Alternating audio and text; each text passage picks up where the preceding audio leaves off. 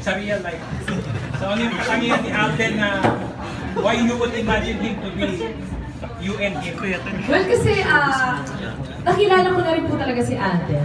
Yung mga hindi ko nakikita sa kanya ng mga tao, yung relationship po kasi namin, deeper na eh. So merong mga things about him na hindi nakikita ng lahat, hindi alam ng lahat. And ako lang, nakakaalam.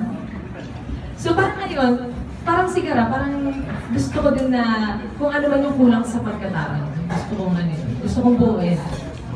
Wow! Maganda ka ako!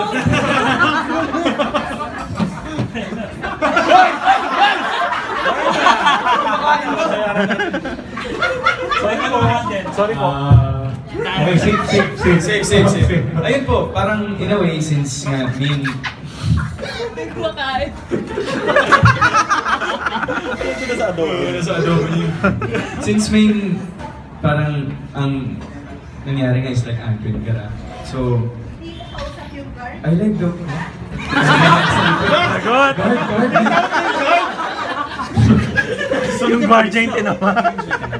What I like about Maine ever since we had the chance to be with each other on and off cam is how she can always lend herself, not an ear, but herself to me whenever I need someone. Wow! Bigat!